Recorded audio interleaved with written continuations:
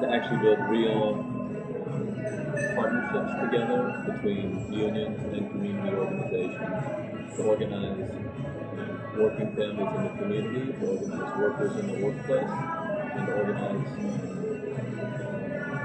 all the venues of people's lives. But also the bigger problem for me is how do you finance it increasingly over the long haul, in the near future, and the longer term.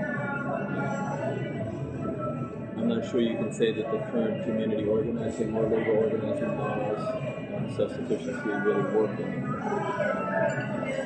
Not that any of them are bad, we just need to build a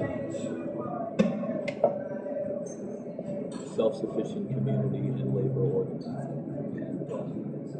And it's easier said than done. I think we have a lot of work and a lot of experimentation, but that's what I see.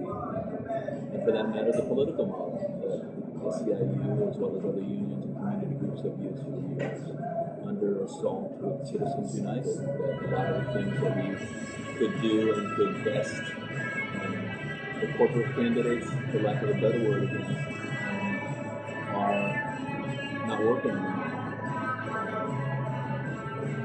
I.e. Wisconsin, which I just do look through. But there are some bright signs in that we still won the Senate back up there. I mean, I think the stuff we did do in Wisconsin, even though obviously we didn't win the whole thing, is an example of a fight back strategy. I mean, I think Ohio is an example. The issue to me is what's the next step? How do we then use those victories to organize workers at scale in Ohio and Wisconsin and Illinois for that matter? And workers, low-wage workers in particular, in industries that are doing very well in this economy and where people work. That's what I think is the next thing, as well as people organizing people in their communities. There have been times in our history when people in low-wage transient industries organized against overwhelming odds and succeeded. Look at the CIO, look at the UAW, look at all those. It's not like people on the assembly line in the 1930s had some skill that was, protected their jobs, right? It was their organizing that made those low-wage transient jobs into high-wage, high-benefit families that really built the middle class in the U.S., right? So, can we do that again? It's a big issue, right? I got members working 1, 2, 3 jobs to survive, right? Ran into a member last week. We were having a thing at a retreat conference center, and it turns out she worked in food service there.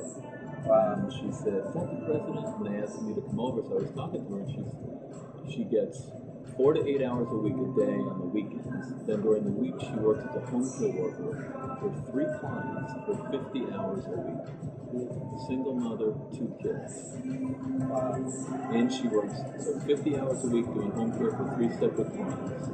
And 2 days on the weekends when she can get to work at this ballpark that we were having a meeting at. Retreat place at this ballpark where she got 48 hours a week. And she loved the union because we had just one health insurance, right? And that's the only thing that was different. How do we make it so that people don't need one job to support their families, which is not the experience of a lot of our members and increasingly most working people. If you look at all the statistics in the DOL about all the jobs, you got like 15 top job categories in the next 5 years.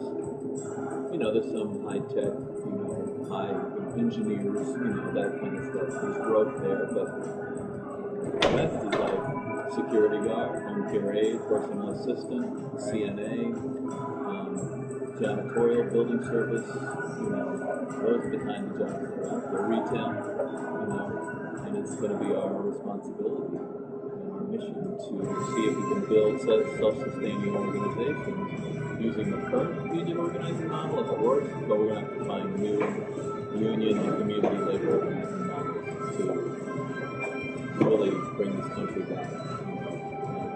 is that increasingly we're becoming like a third world country where larger and larger portions of our workforce are contingent workers. And no longer 40-hour jobs anymore. There ain't those jobs out there. There's some in government, there's some in some sectors of the economy, but increasingly fewer and fewer. So it's the reality that I see it, and that's what we need to change. So.